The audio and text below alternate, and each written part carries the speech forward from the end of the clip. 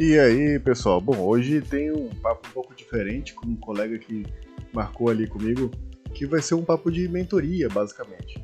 Então, o que acontece? O Alex, né, o Alexandro, quase um xará meu aí também, né? Ele tá fazendo a migração, tá fazendo a migração de carreira ali pra área de UX e tá tentando construir ali seu portfólio, tá tentando fazer ali, praticar algumas partes dos processos e tal. E aí ele me pediu ajuda ali para trocar uma ideia sobre o processo, sobre algumas dúvidas na fase de pesquisa e tal. Então hoje vai ser um pouco diferente, porque não necessariamente é um tema comum do nosso dia a dia que alguém já está vivenciando e traz para discussão, e sim um tema justamente de prática mesmo de trabalho ali. Então vou trazer ali algumas ideias, né? Vou discutir com ele algumas coisas que eu vou tentar ajudar nessa call, que é basicamente uma mentoria mesmo de projeto ali, de processo. Beleza? Então vou ligar aqui para ele me explicar um pouquinho mais sobre quais são as dificuldades ali, o que está rolando, e aí vamos ver o que dá essa orientação aqui. Espero que ajude outras pessoas também. E aí fica também o convite, se você tiver uma dúvida, estiver participando de algum projeto, ou quiser tirar dúvidas mesmo sobre processos ali, ou discutir com alguém se está no caminho correto. E nem sempre eu vou ter a resposta, mas é bom conversar com outras pessoas também, então fico aberto que esse também é um canal aí, então bora marcar comigo e a gente pode conversar aí sobre o processo de discovery, sobre algumas etapas específicas, sobre métodos e por aí vai. Vamos ver aqui, deixa eu ligar aqui para ele.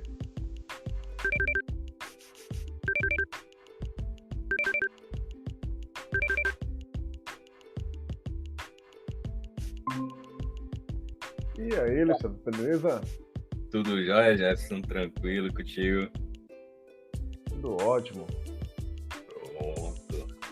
Conta aí, cara, como é que tá indo? Como é que foi o dia? Qual é o perrengue que você traz aí pra gente discutir aí?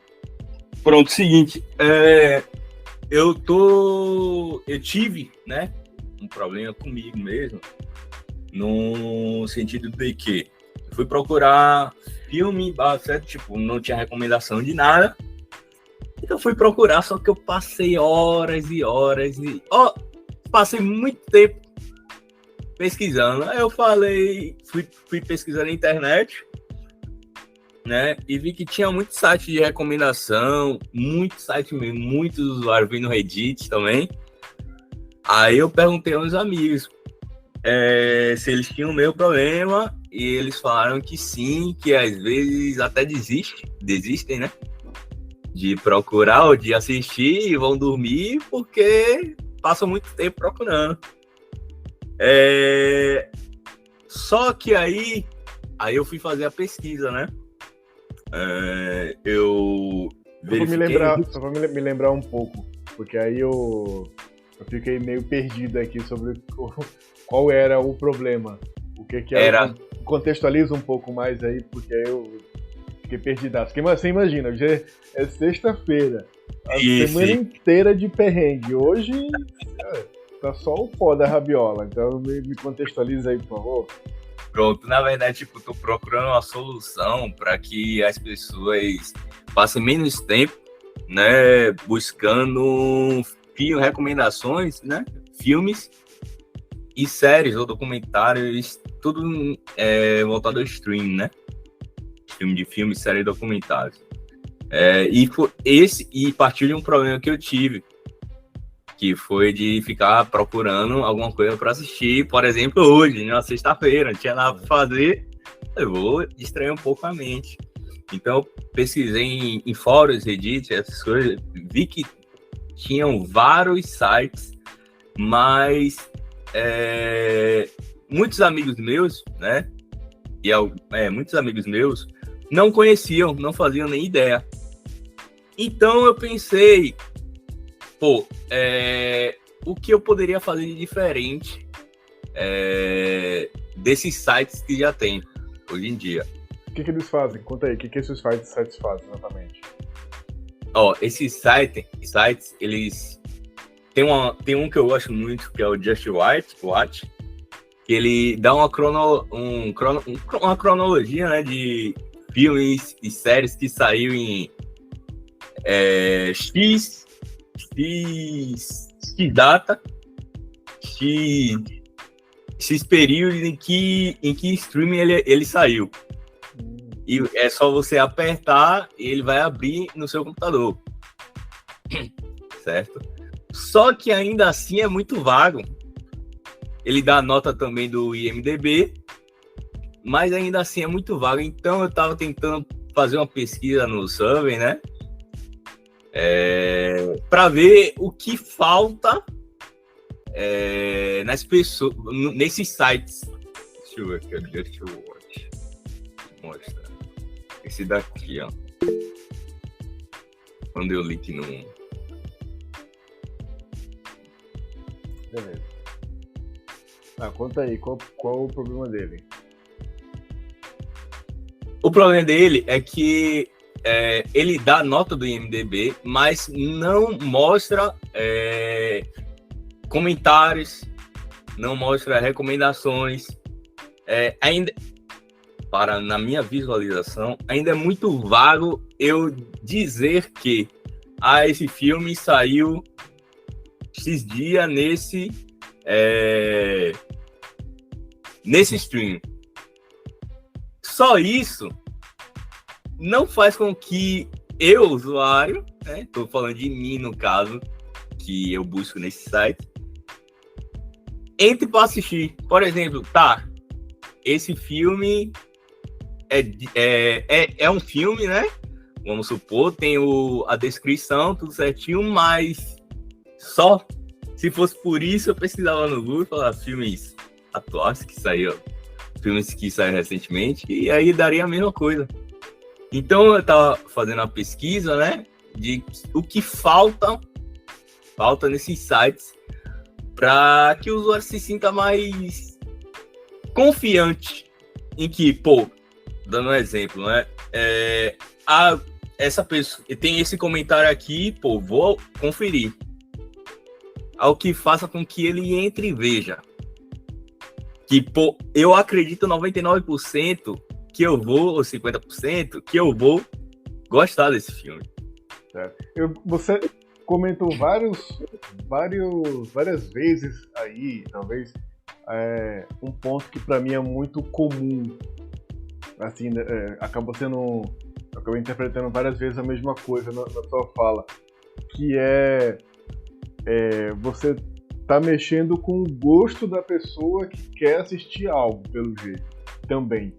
Porque quando você fala que tá faltando alguma coisa, tu quer ser induzido de alguma forma. Você espera ter uma indução de alguma forma. Você quer, talvez o que você esteja buscando que alguém, sabendo do teu gosto cinematográfico ali, o que você gosta de assistir, sendo filme ou série, né, dependendo do teu gosto ou momento que tu queira seguir, e existirem recomendações de uma forma que vão de encontro com o teu gosto de assistir, as coisas que você prefere, as suas preferências, né? Sim. Quando a gente chega nesse ponto, aí a gente tá com um bom caminho para poder colocar o usuário no centro da nossa pesquisa. E aí tem várias formas de fazer isso, né? Mas o indício claro é que quando você fala sobre preferência, sobre gosto, sobre alguns critérios de indução, inclusive, tu tá tendo que partir de inputs teus ou de feedbacks de alguma coisa, ou lugar, ou pessoa que saiba o que está na tua cabeça. Só que primeiro, para saber o que está na tua cabeça, você tem que fazer o download de algum lugar do que está na tua cabeça, né? Sim, é o que normalmente esses sites fazem, né? Você faz o login e você indica mais ou menos quais séries, qual o gosto de filmes você já assistiu, ou você gosta, por exemplo, comédia, terror. Então, mais ou menos, eles fazem isso e dá logo no início não. Eles fazem isso e não aplicam sugestões. Por exemplo, o Just Watch não tem sugestões. Vocês, é como se fosse uma lista de assisti isso daqui, gostei, pronto. Só para ter um informativo do que eu assisti e o que eu não assisti. Quando você vai assistir ali, pelo menos, às vezes que eu acesso, né, o Netflix, o Prime e outras plataformas ali, como tem o Star também, eles já tem mais ou menos esse tipo de coisa, assim, pelo menos quando você vai assistindo, ele vai te conhecendo, né, que é esse ponto que eu tô falando, do fazer o download da tua cabeça, né. Tu tem que ter algum mecanismo ali, primariamente, para expor, talvez, e aí esse é o modus operandi dessas plataformas, eles expõem primariamente, já que não te conhecem, o que está em alta, que as pessoas estão mais consumindo, ou aquilo que se quer induzir para estar em alta, porque toda produção requer uma propaganda. Então, em algum momento, elas também são impulsionadas, os filmes são impulsionados, os marketings funcionam, né, nesse sentido. Sim. Mas aí depois que você vai consumindo alguma plataforma, essa, né, que eu tô falando, HBO, Prime, Netflix, tá por aí, ela já tem esse pensamento, né, de tentar colocar mais do mesmo ou próximo daquilo que você começou a assistir através de uma salada que ele te jogou na cara logo no começo, né? Já tem algo nesse sentido. Sim, só que tipo assim, com a gama de streaming que a gente tem hoje, por exemplo, até 3 meses atrás eu tinha todos os streams. Então eu falava, tipo, eu tentava assistir e mesmo assim eu fiquei perdido em que assistir. Aí foi aí que eu descobri o Just Watch. Só que ainda faltava algo. Aí eu baixei no celular, tipo, comecei a... Não, eu assisti isso daqui, ou assisti esse daqui também. Só que ele não me dava mais... Não me dava sugestão, ele não dá no caso. Ele não dá sugestão, ele só dá um cronograma do que saiu e o que não saiu. Entendeu? Então, mesmo assim, eu ainda sentia um vazio que ainda não preencheu meu problema. Não resolveu aquele meu problema, né? Aí foi aí que eu perguntei a alguns amigos também e eles falaram a mesma coisa, o mesmo sentimento que eu tive, eles tiveram. Eu não sei se você já passou por isso e tal, mas é como se fosse muito... Não sei se... É como se fosse comum nas pessoas, né, que eu falei, tipo, por exemplo, umas 15, todo mundo já passou por isso. E todo mundo já sentou, já sentou na televisão assim, ficou mexendo minutos e minutos e minutos. Até encontrar um filme que achou que iria gostar, mas acabou não gostando. Acontece. Ou seja, perdeu o tempo. Mas aí, me diz uma coisa, antes de um pouco mais pra frente. Me conta como é que você caiu nesse cenário de discovery da área de pesquisa, ou design, ou UX, algo nesse sentido. Como é que tu caiu nessa área? O que tu já fez, ou já é dessa área e acabou se enrolando com essa pesquisa aí? Como é que foi? Não, na verdade, tipo, eu sou formado em administração, né? Aí, depois que eu me formei, eu saí pesquisando coisas para fazer e vi que o UX se encaixava muito comigo, né? Então eu falei, pô, vou dar uma oportunidade. Fiz alguns cursos, né? Fiz alguns cases também.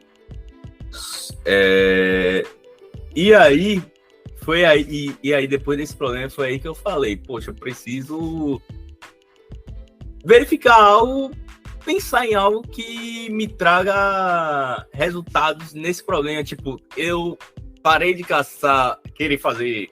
Eu nunca atuei na área, no caso, profissionalmente, né? E eu cansei de fazer cases fictícios, né? Fictícios. Isso. Então fui caçar um problema meu, né? Para iniciar algo real. Problema meu. Só que aí, nessa pesquisa, até quando eu mandei, acho que já era tarde, mais ou menos, eu estava revisando ontem, eu vi que tive erros, né? No caso de... tinha erros de... Tinha perguntas repetidas, tinha... Como se eu quisesse realmente enviesar o usuário. E fui pesquisar sobre.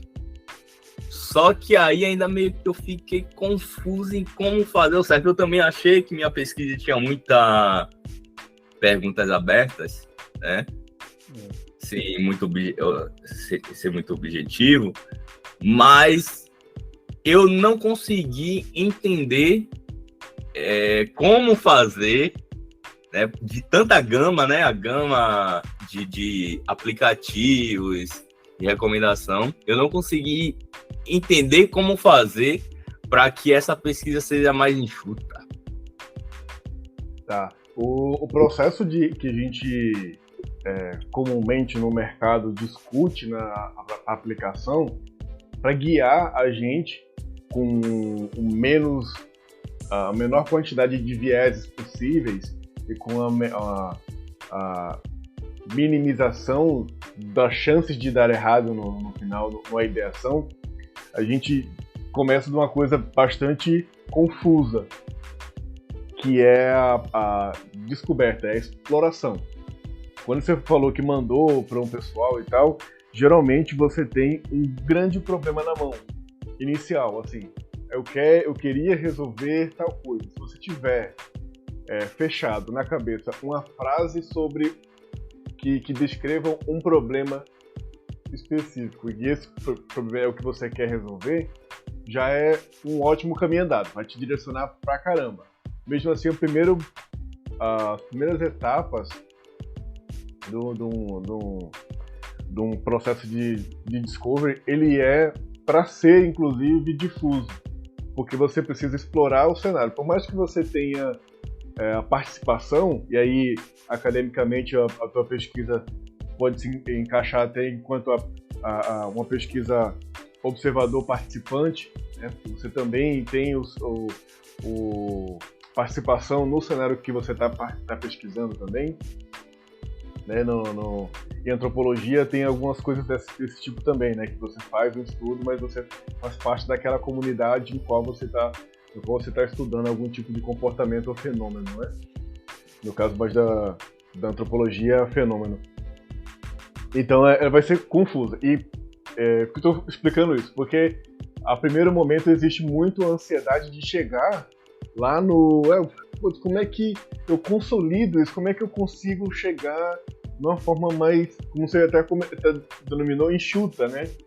Que é o ponto onde você entende que está começando a sair alguma solução ou um direcionamento claro de para onde você deveria ir, né? Demora. Tá? Então, assim, no primeiro momento, a ansiedade é grande, mas já tem que ter em mente que vai demorar. Quanto tempo? Não sei. Depende da população, depende de um monte de fatores. Mas vamos tentar construir um trajeto aqui, um processo de pesquisa, né? Como eu falei que a primeira parte ali é de exploração, a primeira coisa que você tem que fazer é entender se existe, primeiro, aquele problema que está na tua cabeça. Lembra aquela frase inicial que eu falei, que você tem que estar na cabeça que isso descreve o que você acha que é um problema, ou seja, é uma hipótese. Né? Você tem uma hipótese na tua cabeça que, por exemplo, eu dando exemplo acaba sendo um pouco indutivo, mas de qualquer forma acaba sendo ilustrativo.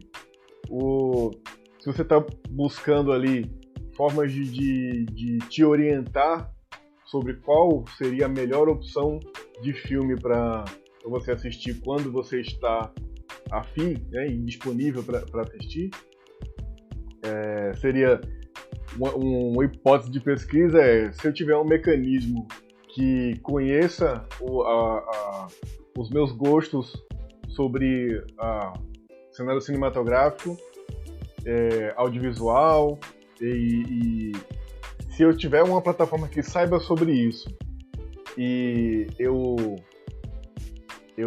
entre nessa plataforma em determinado momento, ela vai conseguir me sugerir filmes que eu tenha menor frustração, menor chance de me frustrar se eu começar a assistir através dessas indicações, né? Então isso seria uma construção de uma hipótese, porque a hipótese ela meio que é como você está sugerindo que talvez seria assim que seria um mundo legal, um mundo ideal.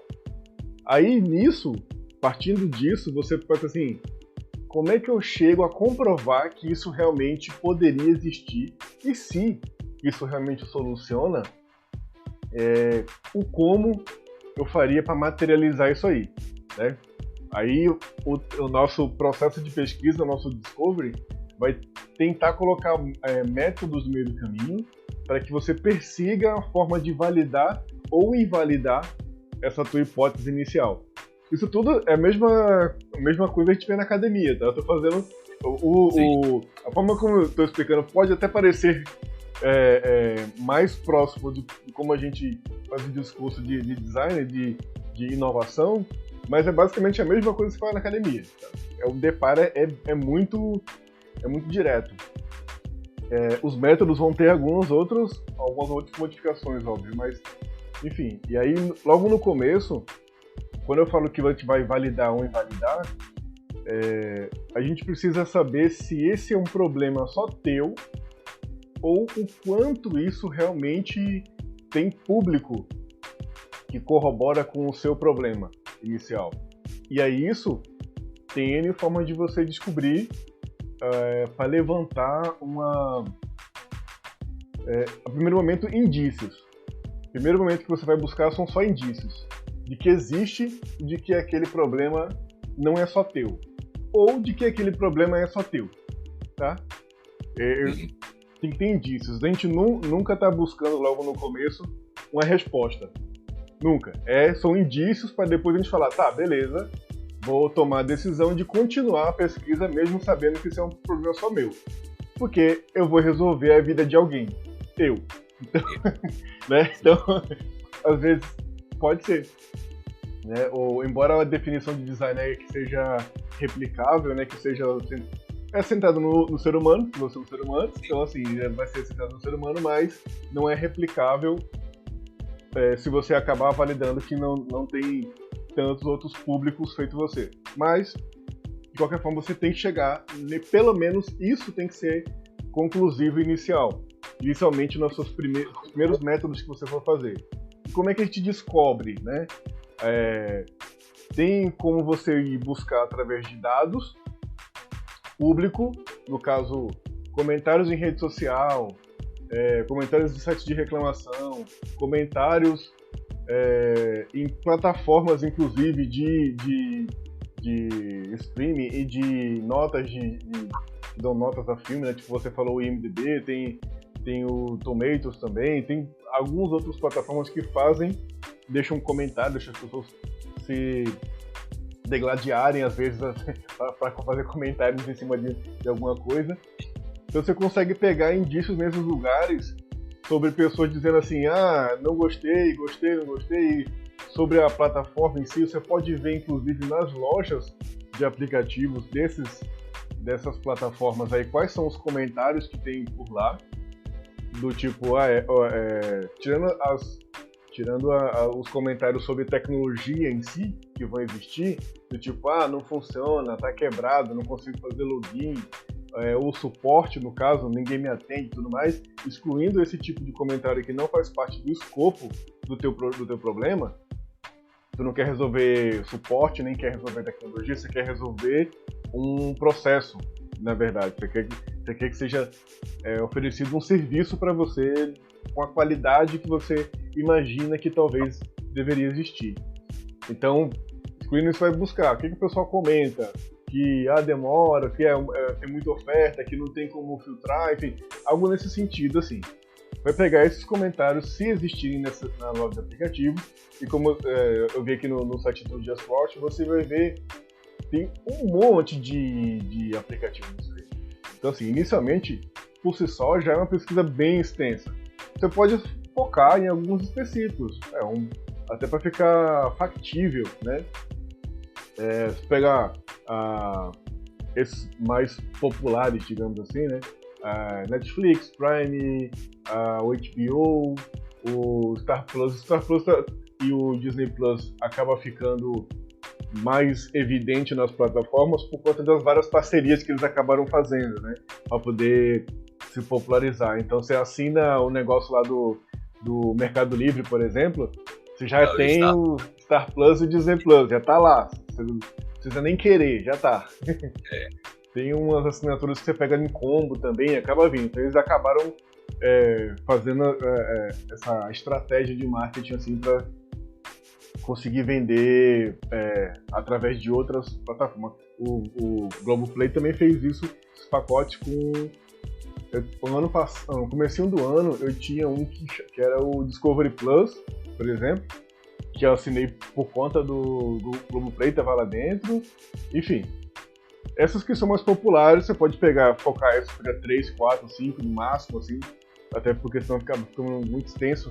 Tem que ler bastante coisa que as pessoas comentam. A boa parte disso vai ser em inglês também, então você entrar em poucos, talvez você encontra esses indícios de pessoas falando sobre a falta de indicações corretas, tá? Para o que a pessoa gostaria de assistir. Falta de mecanismo, alguma coisa nesse sentido. Você pode, aí, além de buscar por dados, estou falando só uma das formas de fazer, tá? Você na loja de aplicativos ali e nos sites que dão recomendações, já dão avaliações sobre filmes, né? Outra coisa que você pode fazer, aí que você já falou que fez, que é conversar com as pessoas que você tem acesso, que você tem contato. Então, conversou com seus colegas, conversou com família, conversou com o pessoal que você tem contato no trabalho, na faculdade, da rede social, sei lá, no seu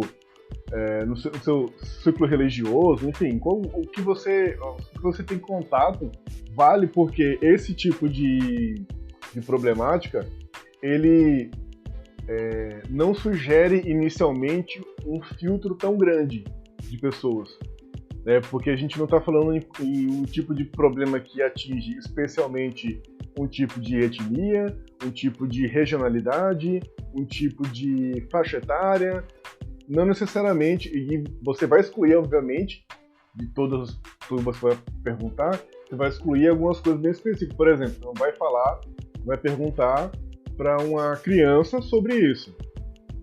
Primeiro, até porque para falar com a criança você vai ter que ter primeiro o aval dos pais, tem toda uma questão ética de pesquisa envolvida. Mas a criança vai ter menos subsídio para o teu foco específico do que uma pessoa que já tenha pelo menos alcançado a adolescência. Então, são poucos recortes que você precisa fazer de público. Então, teu público acaba sendo bastante vasto. Isso é bom e isso é ruim ao mesmo tempo. Né? É ruim porque você tem uma população de 220 milhões só no Brasil, para você ver ali. E é ruim porque esse mesmo número tem uma imensidão de formas diferentes de buscar o seu filme quando quer assistir. E aí, óbvio, você vai ter que fazer uma amostragem curta, como eu falei, o ciclo que você tiver conhecimento, se você tiver contato, já resolve o primeiro momento, até porque é um case que você vai fazer, não é algo que estão te exigindo, você não está numa empresa que está te exigindo esse tipo de coisa. Então, você vai testar a execução de métodos para você começar a exercitar o que você aprendeu aí nos cursos que você fez. Então, o rigor metodológico vai ser bem, bem menor, né? Você vai ter que ter o senso de parar em algum momento, de pensar em pronto, beleza, já tá bom.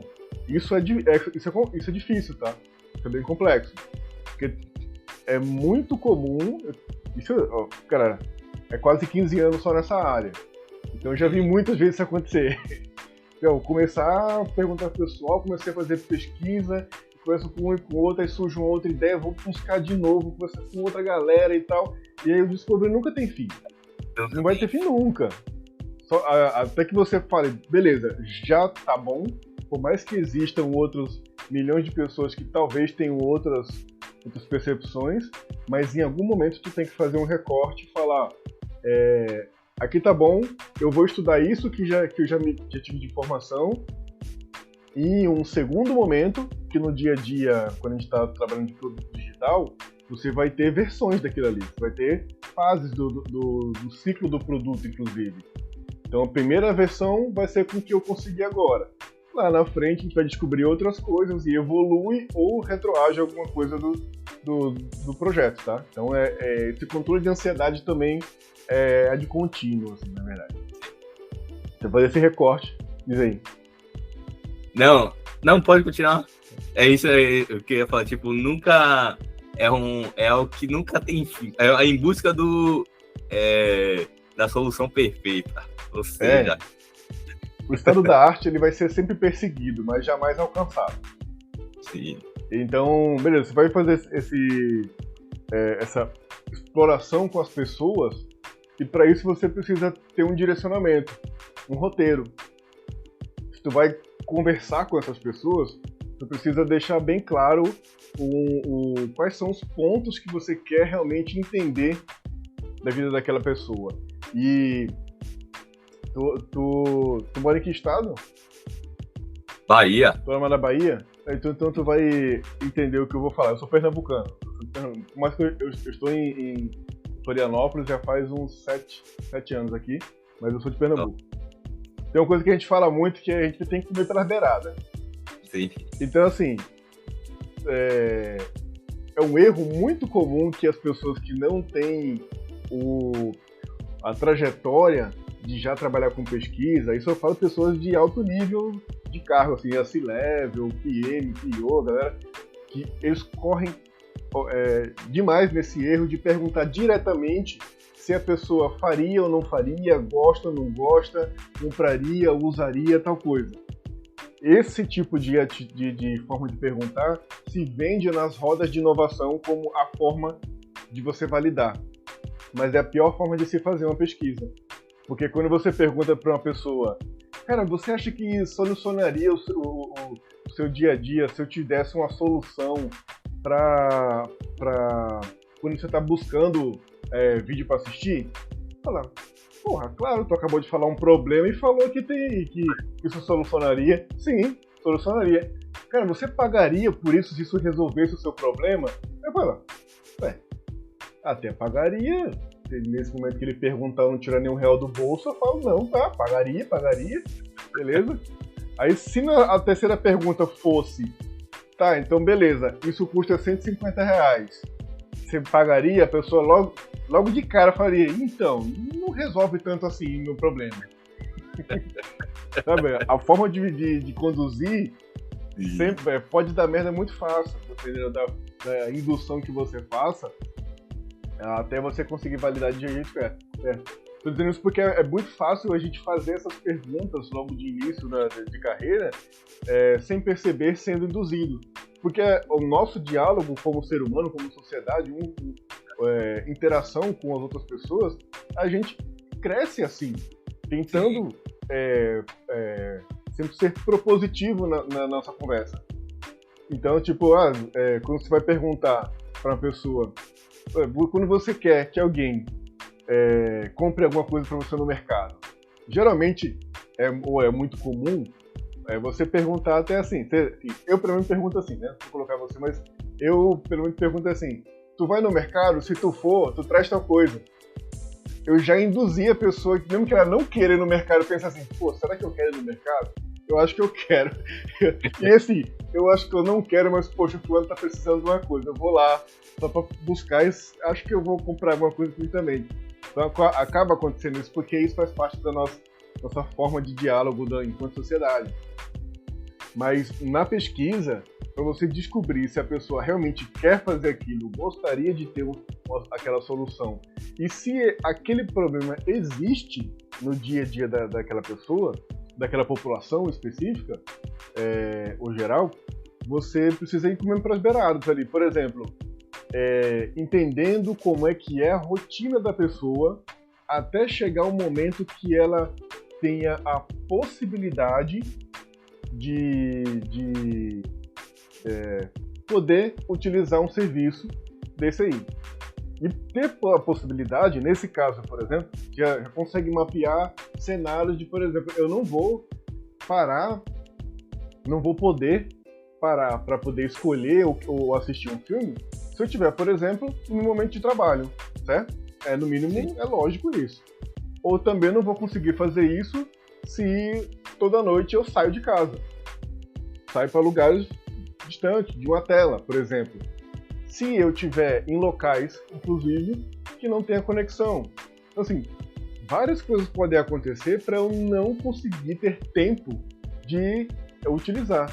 Então, quando você for perguntando para a pessoa, você tem que ir eliminando essas possibilidades de não ter como a pessoa utilizar o teu serviço. Que é essa pergunta que eu falei, assim, eu nem cheguei no ponto de usar um serviço ou não. Cara, me conta um pouco sobre, geralmente é assim, tá, o roteiro.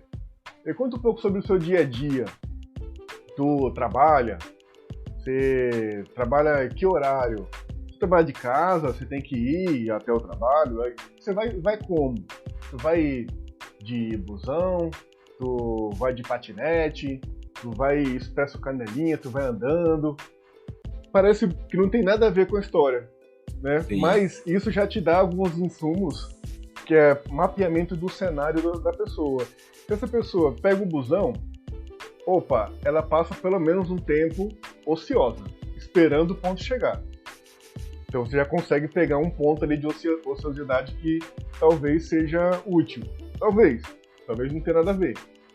Se essa pessoa trabalha, né, você já tem um nível ali de percepção de que, ela tem condições financeiras, não condição financeira, mas ela tem uma vida econômica ativa. Ela é economicamente ativa, né? Se ela não trabalha, se ela só estuda, né? Parece que a coisa é pouca coisa, né? Mas se a pessoa não está trabalhando e está na fase de estudando, economicamente ativa não é. Mas, vamos ver se esse pessoal que não é economicamente ativo descobrir que existem essas pessoas e descobrir que existem outras pessoas. Tá vendo que na qualidade, só numa qualia ali, eu consigo mapear que existem dois tipos de cenário. Pode existir um terceiro, por exemplo, pessoas aposentadas. Ela não pode não estar indo trabalhar por escolha, porque quando você se aposenta, você ainda tem essa escolha, né? De, cara, não quero ficar sem fazer nada, eu quero continuar trabalhando. Infelizmente no mundo, no Brasil, é mais difícil, né? O etarismo, e tem um monte de outros complicadores que as pessoas de terceira idade vão enfrentar, mas também tem esse cenário da pessoa que ainda é ativa, não trabalha muito tempo, e que fica em casa fim de semana, ou que fica em casa meio período. Também tem vários cenários que você pode descobrir. Então, quanto maior a população, obviamente, você vai conseguir ter vários desses casos. Mas não necessariamente você tem que percorrer todos os casos. Conversa com um e com o outro, você chegou ali, você falou até o número, né? Como é que foi? 15? Alguma coisa assim que você falou o número. Foi 15. Em 15 pessoas que você falou, você consegue ter uma ideia sobre a faixa etária deles, se é uma população economicamente ativa, gênero, se está estudando, qual é a escolaridade. E aí você pode perguntar coisas mais específicas, até, né, sobre o consumo realmente de plataforma. O nível de entendimento, inclusive, e de consumo de internet. Porque isso é um balizador, né, que pode invalidar aquela pessoa para pesquisa. Você tem acesso à internet nos lugares quando você está ociosa em casa? Não tem. Internet em casa é muito fraca. Então, cara, a probabilidade dessa pessoa consumir o streaming com essa quantidade de opções é quase nula. Porque a gente consegue consumir, porque provavelmente você tem, assim como eu tenho, uma conexão de banda larga boa. Né? Até porque eu tô vendo que a fluidez da transmissão tá boa, então a qualidade de internet também é boa. Então por isso que você falou que assinou vários streams também, tinha acesso a vários. Então a gente tem um tipo de cenário. Pessoas que não têm essa conexão toda, vai ter várias restrições para poder chegar lá. Tá vendo? Tudo isso eu estou perguntando para... Você pode... É uma ferramenta, né? É uma forma de você condensar, inclusive, essas populações que você descobriu. Comecei com 15, então 3 eram assim, 7 eram assado, outras 2 eram assim, e descobri mais outras 2 que ficaram em cima do muro, a terceira também, enfim. Você começa a criar, talvez até personas, você pode chegar a mapear personas ali. Então existe o personagem que vai ter vai ser economicamente ativo, outro personagem não vai ser economicamente ativo, que vai ter horas vagas no fim de semana, ou que não tem horas vagas no fim de semana e o tempo de consumo disso é no meio de semana à noite, enfim. Só que você também vai ter que, nesse momento de já identificar que existe tudo isso, você tem que tomar a decisão do recorte que você quer levar para frente. Porque você não vai ter tempo hábil, no nosso dia a dia a gente não tem, já no mercado de trabalho, mas enquanto a pesquisa que você quer fazer para você mesmo, é mais viável que você não queira atender todos os públicos. Escolhe um, identifiquei que tem 3 ou 4 com perfis diferentes aqui. Acho que eu vou mais na linha de tentar atender o pessoal com X comportamento, com X faixa etária, enfim, porque é mais viável nesse momento. Às vezes as decisões no dia a dia do projeto é nisso mesmo, tá? O PM, o PO, na verdade o PM, né? O PM ou a diretoria ou o gestor que vai cuidar do projeto, geralmente vai olhar para as informações que você coletar, que você mapear ali, e falar, então, o nosso público, o primeiro momento que a gente quer atingir, que acho que o dinheiro está na mesa, é a gente falar com esse pessoal economicamente ativo e que não está estudando. Talvez esse aí seja o nosso público econômico, nosso público A logo no começo, a primeira fase do projeto, o nosso MVP, esse público aí. Depois a gente vê o pessoal que não é economicamente ativo, depois a gente vê um pessoal que tenha mais idade, depois a gente vê inclusive outras questões de acessibilidade de pessoas que tenham problemas que a gente deveria solucionar na interface. Às vezes é isso, tá? Estava até conversando com os colegas umas vezes dessa aí, foi bem recente, que nem todo projeto vai nascer com todas não vai ter como você pensar logo de cara com acessibilidade, com tudo bem pensadinho. É muito difícil, porque existem 2 coisinhas no meio do caminho que estão brigando o tempo todo, que é tempo e escopo. Geralmente o tempo ganha, tá? Porque o tempo está sempre correndo, o escopo você tem que atender aquele escopo, mas o tempo está correndo e geralmente ele vai acabando, né? Ele vai chegando mais próximo da tua data e você ainda tem aquele escopo que você vai começar a ter que fatiar, cortar, diminuir o escopo, as quantidades de coisa que você vai querer fazer para poder entregar naquele tempo, porque o tempo pode significar o momento do mercado, tá? Se demorar muito, o discovery vai ser muito longo e você chega atrasado no mercado. Ou você chega adiantado demais se você tentar fazer uma coisa muito rasteira. Mas enfim, escolhe um, vai para aquele público, e daí daquele público você vai, e das perguntas que você fez inicialmente, você vai entender inclusive algumas coisas do seguinte: você vai ter outras dúvidas sobre o quanto aquilo enquanto as coisas que as pessoas falaram, por isso você vai escrever em algum lugar, o mais indicado é que você mapeie numa CSD. CSD já veio esse método, né, essa ferramenta, que você vai documentando à medida que você vai encontrando as coisas. E a coluna de dúvidas, ela inicialmente, ela tem que ser maior do que tudo. Porque se a coluna de dúvidas tiver muito menos coisas do que a de certezas, quer dizer que você não precisava pesquisar, tu tem muita certeza da coisa, né? Então, o visual da CSD ela vai te ajudar também a saber o que realmente você ainda precisaria ir para frente ou quanto você já sabe daquilo. Então, a das dúvidas vai te dar um indício de ordem de grandeza que tu tem que levantar. E quanto a números mesmo para validar algumas coisas. Se nessa inicial que você foi ali conversando com a galera ali na entrevista mesmo, no falar com as pessoas, no teu roteiro você identificou alguns indícios ali de vejo fim de semana, eu assino 2 a 3 streamings, eu passo X tempos para poder escolher, eu não passo mais do que 2, ou eu passo o fim de semana inteiro assistindo. Você vai pegar esses indícios. Aí você vai pensar assim, tá, mas peraí, todo mundo assiste série do fim de semana inteiro? Todo mundo passa mais de meia hora escolhendo o filme? Então, para não generalizar por você mesmo, você tem que jogar essa pergunta pra galera. Aí é onde a gente entra uma quant, que você vai fazer um formulário, colocando essas perguntas fechadas, mas o mais fechado possível, para você conseguir tabulá-las. Que tabular... Tá me escutando? Que travou teu vídeo aqui. Travou. Ih, foi meu. Tá, agora eu tô.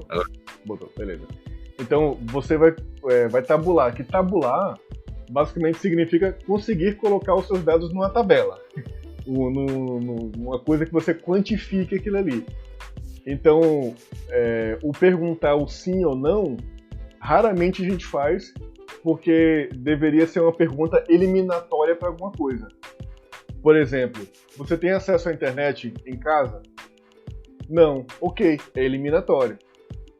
Só que é muito raro você usar esse tipo de coisa, porque geralmente tu quer, até pegando o teu cenário que você quer explorar, o que eu faria era perguntar se a pessoa tem acesso à internet em quais desses lugares. Tipo, não perguntar no sim ou não, mas sim, em quais lugares você tem acesso à internet? Em casa, no trabalho, na rua, no ônibus, quais dispositivos você usa? Eu tenho um tablet, então você está quantificando as coisas que mais vão aparecer depois ali. Tá? Você não está eliminando ou colocando muito especificamente. Você acessa a internet no computador de casa? Se for só isso, você perdeu a oportunidade de saber outras formas que aquela pessoa também acessa a internet. Na pesquisa eu tinha colocado onde é que a pessoa assiste mais filmes, séries, eu coloquei smartphone, celular e assim vai, as opções. Eu achei interessante também aí que você comentou sobre onde ela tem acesso. Eu também tinha colocado na pesquisa se existia alguma plataforma que ela verificava vídeo, porque, como eu falei, alguns amigos falaram N plataformas. Então, eu queria ver se existem várias, para que outras, no caso, para que quando eu viesse fazer um benchmark ou alguma coisa do tipo, eu pegasse essas plataformas que os usuários informaram e pontuasse. Aí, estaria certo ou errado nessa questão? O que daria para fazer de uma outra forma, ou adaptar esse tipo de pergunta, é que nesse formato que você deixa em aberto, você inclusive não dá tantas opções para a pessoa que ainda não conhece ou não tem a classificação na cabeça dela de que aquela plataforma que tu tá esperando que venha algum nome é para aquilo. Sabe, quando tu fala plataformas de indicação de streaming, sei lá, talvez a pessoa não conheça por esse nome, talvez a pessoa tenha alguns nomes na cabeça, mas não tá categorizando. Então, nesse caso... Talvez ela não sabe nem que exista, né? Então, só recomendação boca a boca. Exato, pronto, justamente. Não sabe nem que existe. Você pode colocar alguns itens, porque como você já falou com algumas pessoas, e também já fez o seu dever de casa de procurar quais são as que existem, independente de atingir o objetivo ou não que você quer, tu já pode colocar essa lista lá. E colocando essa lista, deixa um campo aberto. Aí sim, você deixa uma das opções sendo outros, para que as pessoas coloquem outro nome que você não descobriu ainda. Aí sim, você consegue incrementar a tua lista. O máximo que pode acontecer, o mínimo que pode acontecer é pelo menos você ter uma ordem de grandeza sobre as que você já conhece, que já é válido. Porque aí, a primeiro momento, tu não sabe nem se aquelas que você conhece é conhecida por outras pessoas que você tem contato. Né? Então, já começa daí, que é como eu falei, você quiser resolver de fora para dentro ou de dentro para fora. Se quiser resolver só para você não precisava nem fazer pesquisa com a galera. Mas, já que você quer envolver outros usuários, então veja se aquilo que está na tua cabeça ou que você já conheceu até agora, outras pessoas também já conhecem, ou o que é mais popular. E desse que é mais popular é interessante porque aí você começa a... Você pode pegar outras perguntas que deixam mais...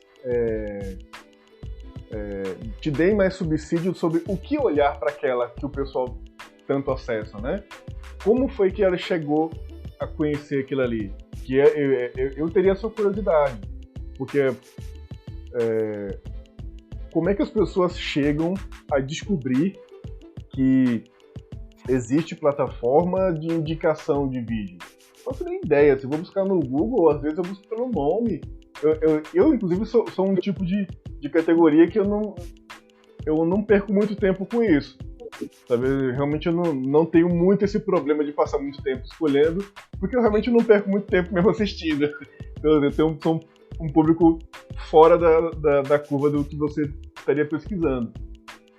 Mas outras pessoas que já têm isso, obviamente, são muito mais pessoas do que eu, que já tem esse problema de passar um tempão, porque eu escuto isso recorrentemente.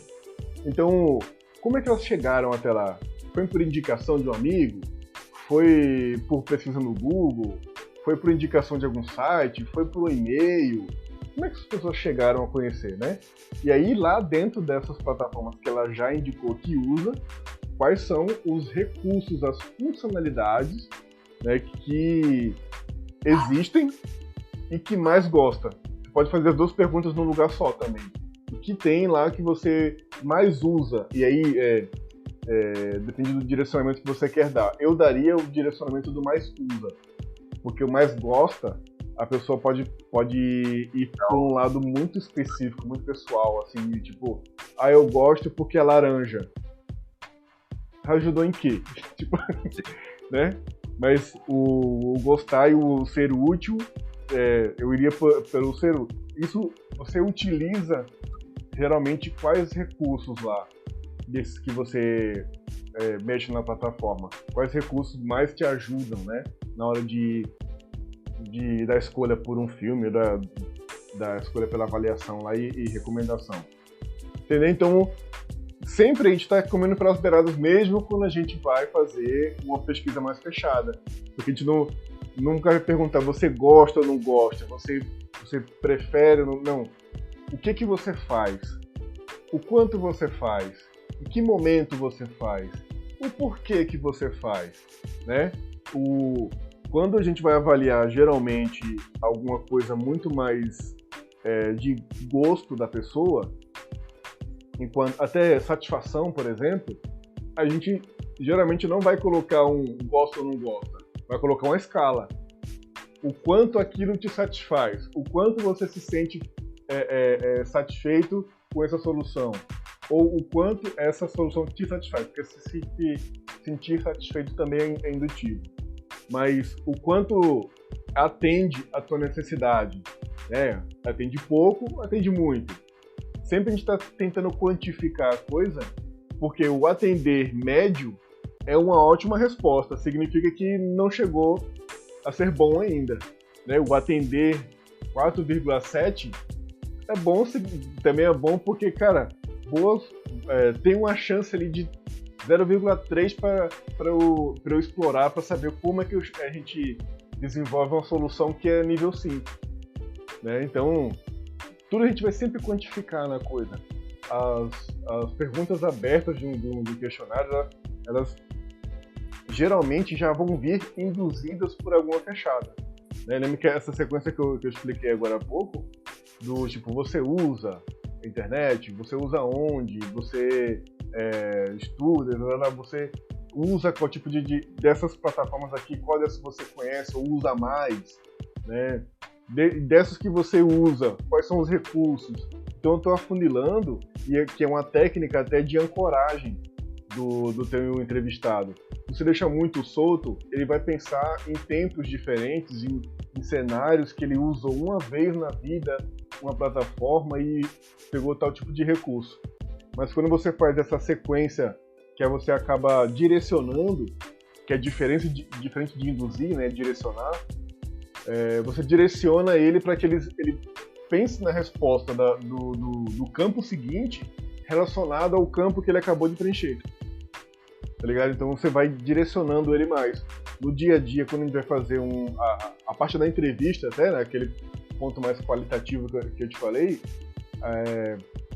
é muito comum também as pessoas fugirem do tempo e espaço para te responder algo que, inclusive, talvez vai te agradar ou vai te responder alguma coisa que nem é tão preciso sobre a atitude daquela pessoa. Colocando um exemplo mais concreto, até para dar dicas sobre condução mesmo de entrevista, né? O que acontece? Vai perguntar para a pessoa como é que você resolve a sua lista de compras, né? Por exemplo, né? Como é que você faz a sua lista de compras quando vai para o mercado? E a pessoa vai dizer, eu preciso ter todas as coisas que faltam em casa, eu sempre... é interessante... Aí veja que estou sempre sendo vago, né? É interessante que anote tudo, né? Porque se chegar lá no mercado e esquecer, voltar para casa e esquecer, a pessoa tem que saber.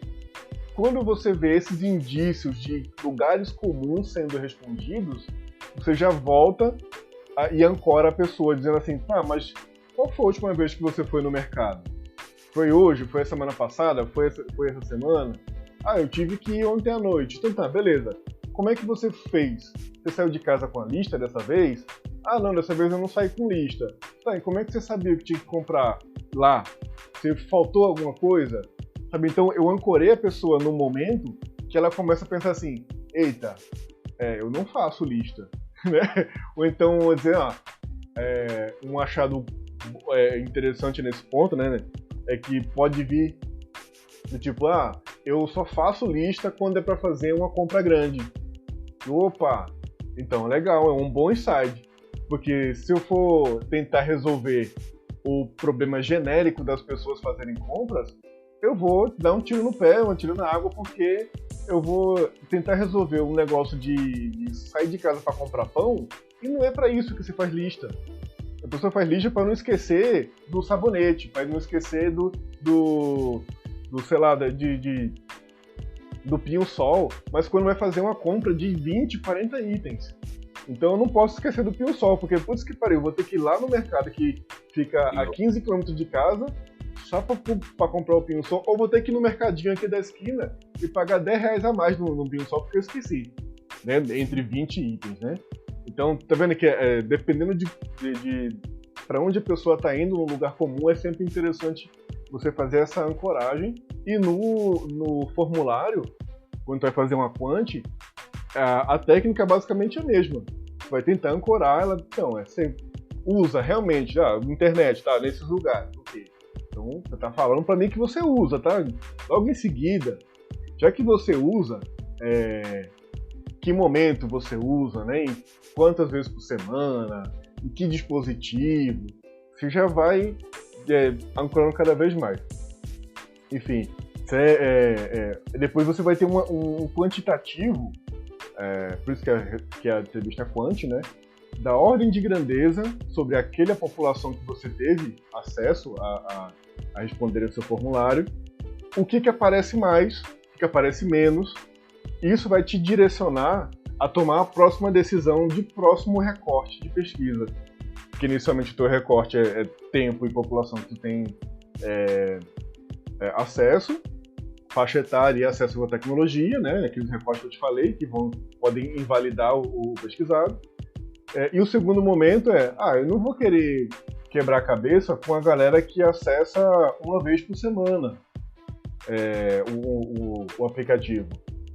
Por mais que essa uma vez por semana seja tortuoso para ela, mas talvez, né, se eu tô levantando só hipóteses, talvez seja mais rico eu colocar na mão uma solução, colocar na mão de uma pessoa que usa 3, 4 vezes por semana em casa o acesso ao streaming, porque essa pessoa que usa mais vai conseguir me dar mais feedbacks quando ela tiver com a solução na mão do que a pessoa que usa uma vez só. Esse quantitativo que ela vai utilizar, eu consigo fazer uma coisa muito boa naquela pessoa que usa uma vez só. Entende? Então você vai ter essas decisões assim baseadas em dados. Você vai ser induzido por dados para o seu projeto.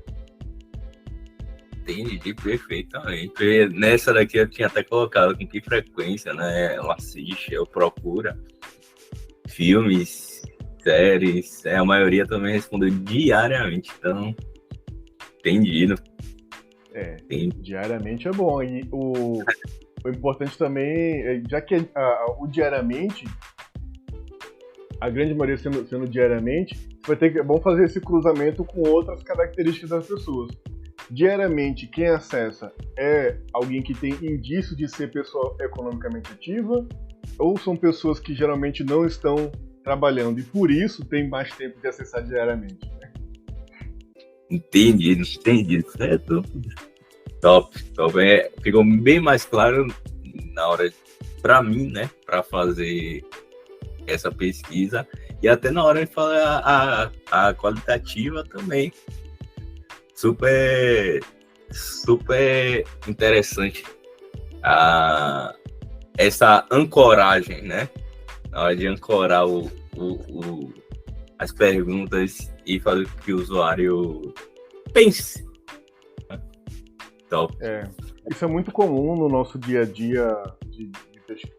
Enquanto pesquisa isso acontece mais, né? Mas no nosso dia a dia geral mesmo, as pessoas vão querer ser mais furtivas nas respostas no nosso dia a dia, porque ou elas querem logo responder a tua pergunta, ou querem se livrar do momento de inquisição, ou, né, você tá inquirindo a pessoa ali por alguma coisa, ela quer se livrar daquele momento ali, ou ela quer parecer ser uma pessoa produtiva para você, sabe? Sim. Eu tenho uma dúvida no sentido de que, tipo, você citou também o comer pelas beiradas, né? Vem fazendo as perguntas, tipo, como é o dia a dia dela, etc. Eu penso que, às vezes, será que a pessoa, nessas perguntas, elas respondem qualquer uma só para se livrar daquilo? Ou então, não?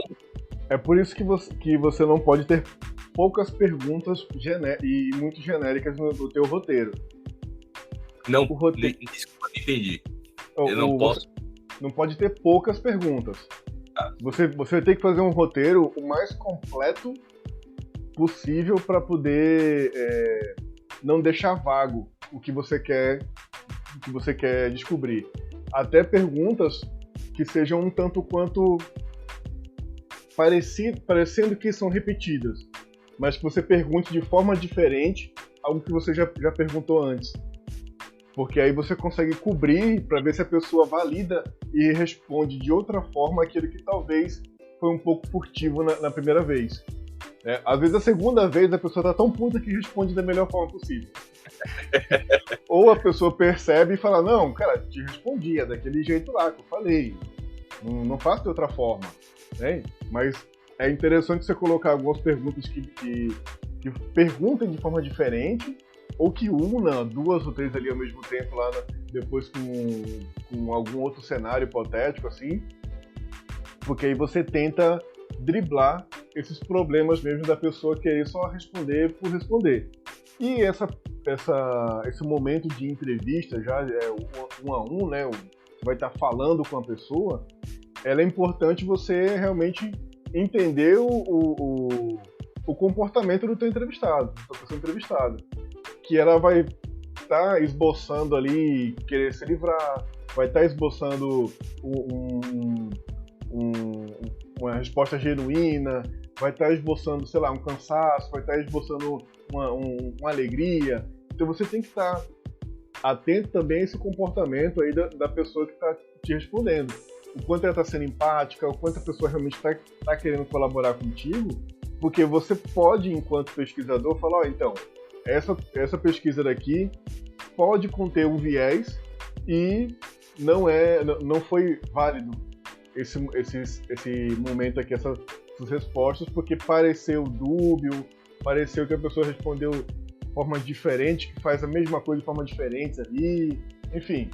Você vai ter que ter esse tato para poder entender que essa entrevista específica ela foi inconclusiva, pelo menos inconclusiva. Tá? Então isso é o entrevistador mesmo que vai ter que se ligar, que é uma coisa que por isso é pouco indicado você colocar essas perguntas que são mais abertas de cenário, assim, de descoberta, fazer isso com um questionário. Fazer um questionário que manda via formulário envia para as pessoas, isso acaba tirando de você essa possibilidade de interpretar perguntas que são muito abertas. Você não sabe se aquela pessoa respondeu um sim ou não, ou escreveu lá um texto para você só para te tirar de tempo, ou se escreveu aquilo mais curto que seja a resposta, tu não sabe se ela só quis se livrar de você. Passar, porque você colocou como obrigatória aquela pergunta, né? Muito legal essa questão que você falou, que até me recordei na hora que eu mandei para uma amiga, né, e ela foi responder, ela falou exatamente essas palavras: eu estou em dúvida em o que responder, de tanta pergunta que tinha aberto. Então, muito interessante essa questão aí. Vou dar uma melhorada legal. Quando você enxuga, isso acaba vindo em cadeia, na verdade, logo que você tem essa percepção de enxugar o seu formulário quando é a etapa de quantitativa ali. Esse enxugar faz com que a pessoa que está respondendo ela tenha menos coisa para pensar, tá?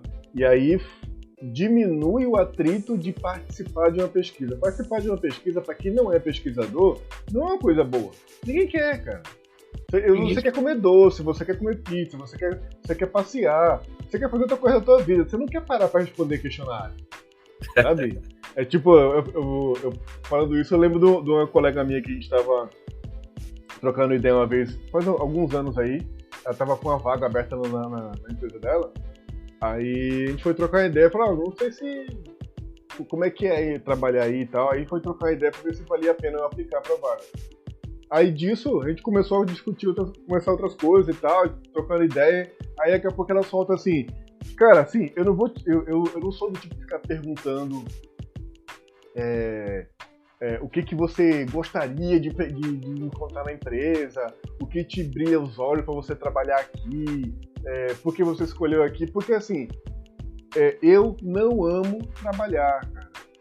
Assim, vou ser bem sincera contigo, isso ela falando comigo, eu não amo trabalhar. Sabe o que eu amo? Eu amo comer. Comer eu amo pra caramba.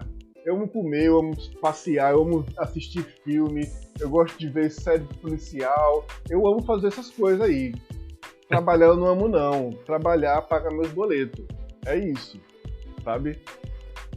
Então, assim, falando isso porque no dia a dia as pessoas não adoram responder perguntas. Não, eles adoram fazer outras coisas.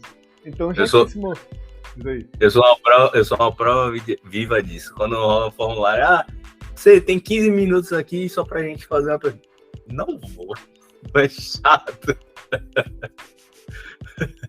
Depois que você começa a fazer pesquisa, você acaba parando toda vez que alguém te para, porque você fica assim, cara, é muito difícil fazer pesquisa, eu vou ajudar essa pessoa. Geralmente você acaba virando essa chave. Mas justamente, quando você enxuga a quantidade de perguntas, a forma de responder, você vai colocar uma escala, você vai colocar só coisa para selecionar, poucas etapas. Eu peguei um formulário esse dia para testar de uma pessoa que tinham 14 etapas. Misericórdia. Eu fui até o fim porque eu sou esse tipo de chato. Então, assim, eu comecei eu vi que deixou o contador lá à mostra, que você consegue ocultar, né, no Google, mas ela deixou o contador lá à mostra.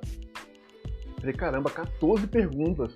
Só que acabou repartindo mal partido as perguntas, por conta da configuração que você pode fazer lá no Google. Então, tinha página que era uma pergunta só, porque ela fez uma pergunta de sim ou não na anterior, e a página seguinte era a que o fluxo mandasse, né?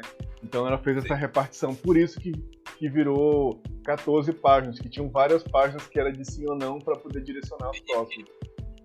Aí eu fiquei, caramba, 14, velho. Quantas pessoas olharam para essa numeração aqui e não respondeu nem a primeira página, assim. Já se você deixa assim, deixa mais sucinto, e aí a coisa que vai... Isso é com prática, né?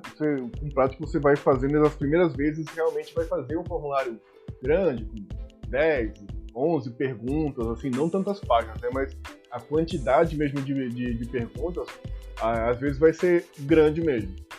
Mas com o tempo você vai vendo que é interessante você guiar um processo de discovery para um problema específico, né? Bem específico, porque aí você consegue enxugar o seu público, você consegue enxugar o tempo e os métodos que você precisa colocar em prova para poder validar ou não aquele programa de pesquisa, e você consegue ter mais rápido o final daquele processo. E aí você consegue voltar para o início e pegar outro problema, né, e guiar de novo. Entendeu? Então, isso é com o tempo. Você vai fatiar o seu problema em vários para conseguir fazer perguntas mais sucintas, utilizar métodos que não demandem tanto tempo, como, por exemplo, da exploração de entrevista. É o método que demanda mais tempo. Eu acho que sim, tá? Eu tô colocando aqui uma estatística tirada de várias vozes da minha cabeça, mas por experiência, é o momento que mais demanda tempo. Porque você tem que, primeiro, o tempo de elaboração, o tempo de execução em si, cada entrevista tem o seu tempo de acontecer ali, né? Enquanto está falando com a pessoa já é um tempo. O pós-entrevista você tem um debrief, então você vai escrever os pontos que você encontrou ali, os seus achados. Você, depois de entrevistar quantas pessoas você conseguir, você ainda tem que fazer um consolidado dos achados, ver o que vai se encaixar para o próximo método, consumir aquilo que você fez. Então, assim, a entrevista, ela é trabalhosa por si só, da elaboração à saída dela. Então, o quanto menos você precisar fazer com um volume grande e com menos tempo essa etapa, melhor. Então, se você consegue pular ela, é melhor ainda. Não fazer por não fazer, mas sim porque você já tem dados suficientes em algum lugar, como pesquisa de mercado já feita, como a base de dados que você consiga consultar, que nem todos os processos de pesquisa, nem todas as vezes que cai um discovery para tu fazer, tu precisa falar com o usuário final. E aí, explicando o que é quando isso acontece, né? Porque senão outras pessoas acabam ouvindo isso aqui e falam assim, falou que nem sempre é para falar com o usuário. Não é isso. É que, às vezes, você está no seu processo de trabalho e você já tem dados dentro de casa que você consiga levantar as hipóteses e falar assim, olha, existe um problema aqui, ó, tá bem evidente, porque eu monitorei a plataforma, já tem uma pesquisa de satisfação rodando, eu peguei os dados, eu já tinha já veio um estudo de mercado falando tal tipo de coisa, então só através dos indícios dos dados coletados, eu sei que a gente precisa melhorar, evoluir ou tirar do ar essa plataforma. Por causa disso. Então não precisaria falar com as pessoas, porque todos os indícios já estão consolidados ali por dados de que eu precisaria ir para frente ou um passo mais para trás naquele produto que eu estou monitorando, né? Então, isso é velocidade de cruzeiro, né? E quando você já está há um tempo monitorando a coisa, já tem feito alguns outros projetos dentro de casa, você já tem dados, inclusive, para serem monitorados. Startups, por exemplo, ela raramente tem isso.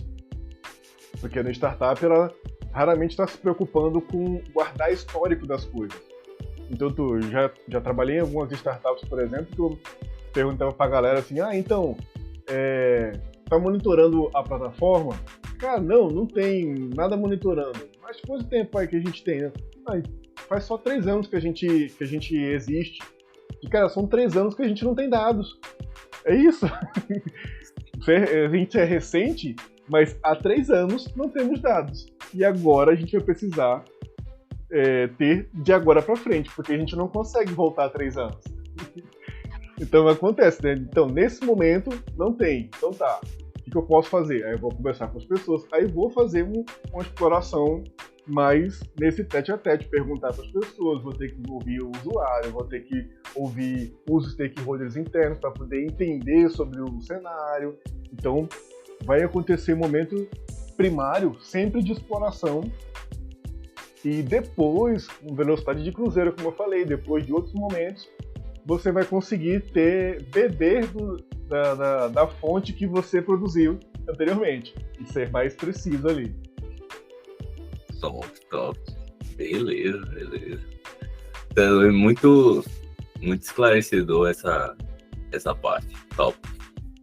E eu pensava que em todo o processo deveria ter o falar, o entrevistar com o usuário, mesmo você tendo fontes como matéria, pesquisa, etc e tal. Pensava que era uma obrigação você falar com o usuário final. É sempre indicado que você fale, tá? Sempre indicado. Mas isso mitiga o risco, você ir guiado por essas outras fontes, esses outros dados, mitiga o risco de você não poder fazer isso. E isso é, infelizmente, muito comum acontecer, assim, de você não poder. E tem N fatores que podem acontecer. Como, por exemplo, já tive em cenário em que existiam vários complicadores para se falar com o cliente final, porque era uma área financeira. A área financeira geralmente é a área mais difícil de você conseguir ter abertura interna da cultura mesmo e também de algumas camadas de burocracia, de segurança mesmo interna, para que você consiga dizer, não, vou fazer uma pesquisa com o usuário. Às vezes demora um bocado para você conseguir ter abertura para falar com o usuário final. Então, nisso você vai ter que mitigar o seu risco de alguma outra forma. Então, já que eu não consigo falar com o usuário agora, pelo menos eu vou concentrar o meu discovery em dados. Então, vou consolidar do jeito que eu conseguir aqui, já que eu não consigo falar imediatamente com o usuário. Se eu nunca conseguir falar com o usuário no tempo que eu tiver dentro daquele projeto, pelo menos eu não cometi o erro de ouvir as vozes da minha cabeça, né? Não tirei um especialista da Unicu e tirei vozes da minha cabeça e fui guiado por isso aí. Não, pelo menos eu peguei as informações que já foram criadas internamente, fiz alguns cruzamentos, peguei outro setor que já tinha algum entendimento. Às vezes, se você não fala, importante que você vai expressar até onde dá. Por exemplo, em outro cenário que eu não conseguia falar com o usuário diretamente logo no começo, eu pelo menos fui para quem conversa com o usuário. Eu falei com o suporte, falei com o CS, falei com o pessoal de vendas. Eles já falam com o cliente, pelo menos o cliente, né? E tem uma diferença, né? O cliente e o usuário tem uma certa diferença. O cliente vai pagar a conta, vai comprar a coisa. E às vezes o usuário, ele não é quem compra, ele é quem usa. Então às vezes tem uma diferença. E essa pessoa aqui, que está comprando, muitas vezes não faz a mínima ideia de como é que é realmente usar aquilo ali. Ela só está sendo bastante influenciada pelo suporte, sendo bastante influenciada pelo marketing, sendo bastante influenciada pelo relacionamento que o pessoal tem do CS, de marketing, enfim. Você tem que ser bem influenciado e compra, né? Faz assinatura, enfim, adquire ali. No mercado B2B, isso acontece muito, tá? No mercado empresa para empresa. A maioria dos lugares que eu trabalhei até hoje, é sempre B2B. Acho que eu só trabalhei em um lugar que era B2C. Então, vai acontecer esse cenário e para mitigar eu vou tentar estressar até onde eu conseguir falar com o pessoal.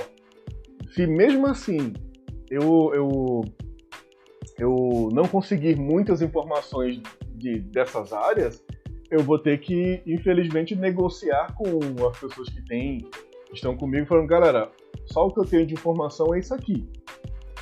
Sei lá, é o rastreio que está dando lá no Analytics. Então, coloquei o Analytics lá para rastrear o site e é isso que eu tenho até agora, não tem mais nada. Então, nem acesso ao banco de dados, para poder fazer algumas métricas lá de uso, de quantidade de usuários, de quantidade de produtos vendidos, sei lá. Não consigo fazer nada disso. Então, é interessante que você tenha esse jogo de cintura para pelo menos negociar com o PM e falar, não tenho nenhuma informação externa. O projeto vai ser guiado por esse mínimo de informação que a gente tem? Você tá de acordo com isso? Tô, então beleza. Então, às vezes acontece esse extremo, né? E você tem que ter o jogo de cintura para poder negociar internamente para que depois a culpa não venha em cima de você porque não conseguiu satisfazer o uso direito, né? Ou não projetou algo útil para o usuário. Você conseguiu, às vezes, projetar alguma coisa com uma usabilidade muito boa. E usabilidade e utilidade, por mais que sejam complementares e similares, tem uma certa diferença, né? O ser útil é resolver o problema. Ter usabilidade e mexer com ergonomia é pelo menos não prejudicar o usuário quando ele está usando. Então, tipo, eu uso o mouse ergonômico para diminuir, para não prejudicar o turno de carro, para poder eu não precisar fazer fisioterapia. Mas são casos, né? Então eu posso ter a utilidade não tão bem atendida, mas a usabilidade extremamente atendida. Posso pegar a ISO 9248 lá, a NBR 9248, que trata de ergonomia para a internet, /11, né, que é especialmente para a internet, tá tudo lá. Se eu seguir aquilo ali, eu estou mitigando os problemas de usabilidade e ergonomia. Tá perfeito. Agora, é útil o que eu fiz? Pode ser que não. E uma dúvida, você já fez algum projeto que, tipo, nesse caso, você não teve tantas métricas, muitas métricas, né? Você teve um mínimo ali. E quando você fez o produto, né? Pensou no produto, deu fim ao produto, o problema em si não foi resolvido? Você conseguiu me entender? Eu já fiz alguns, já cheguei nesses cenários em algumas vezes. Pela falta realmente de insumos.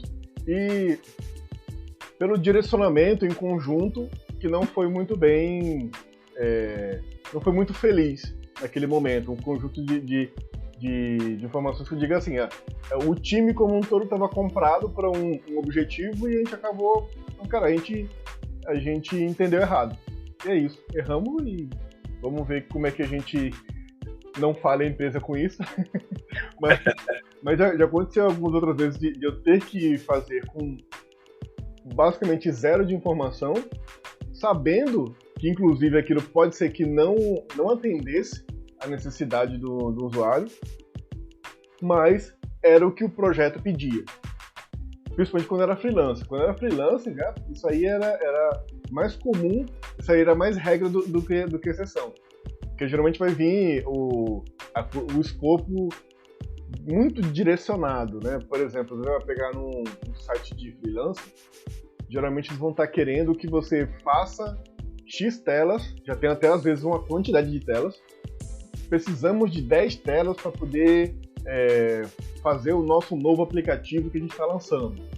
Eu pensei, cara, então se são 10 telas, eles têm um fluxo já mapeado, eles já têm tudo muito bem descrito, regras de negócio bem definidas, os requisitos, o time de tecnologia já está muito bem estruturado para poder atender, seja lá qual for a arquitetura que eu criar para a página, porque o processo já está muito bem definido, né?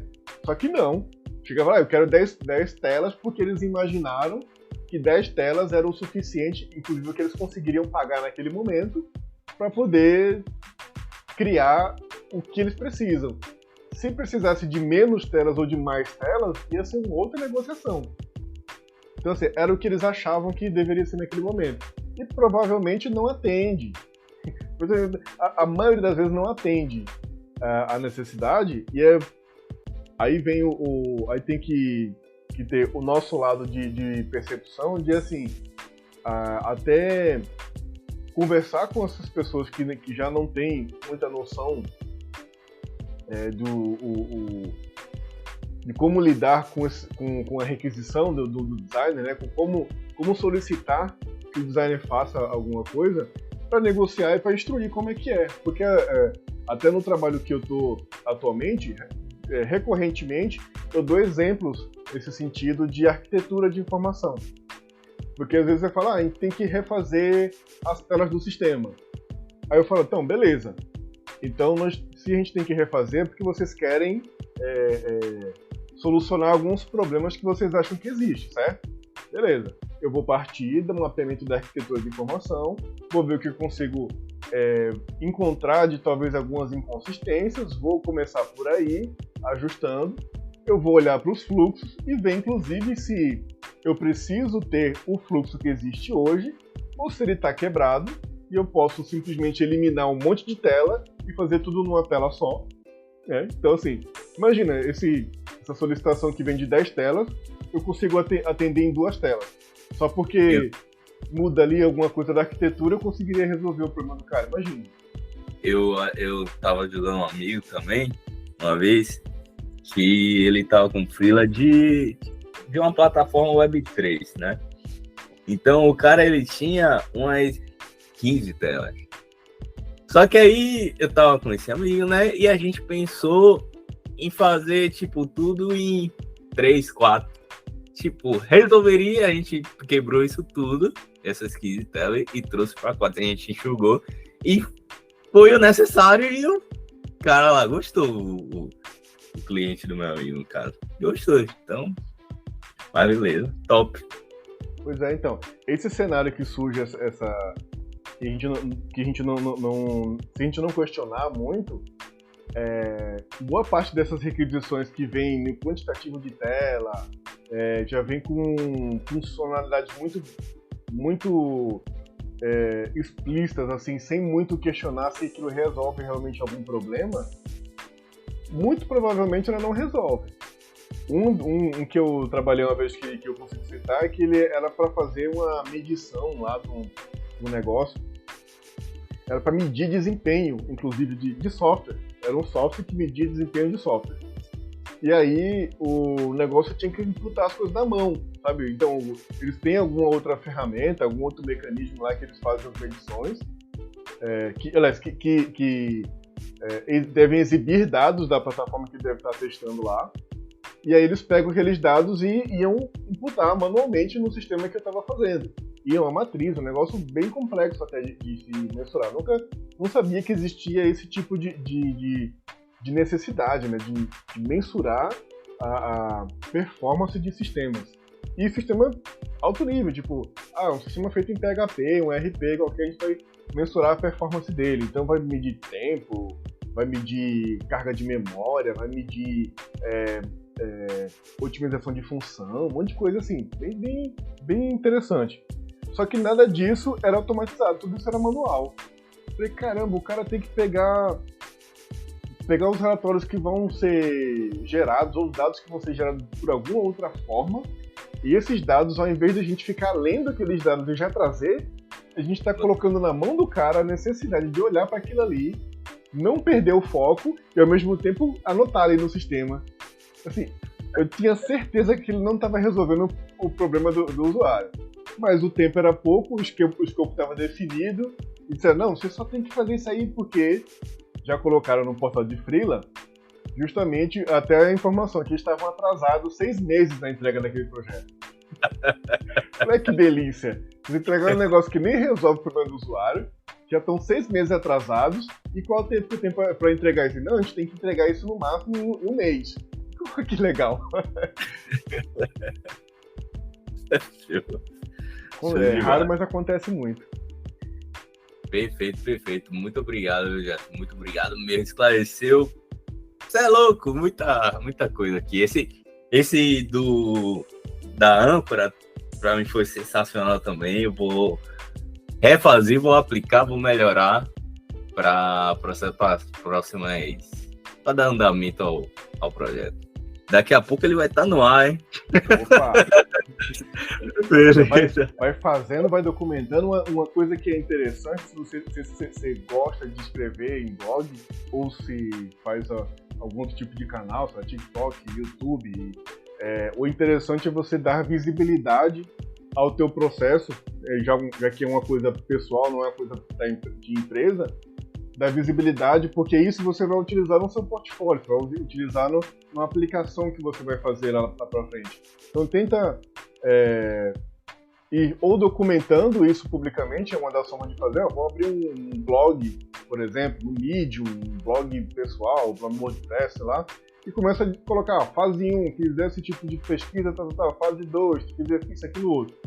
Eu tentei fazer isso uma vez, mas acabei que eu não dei continuidade, porque eu surgiu outras coisas para fazer. Aí eu finalizei num post só todo o projeto.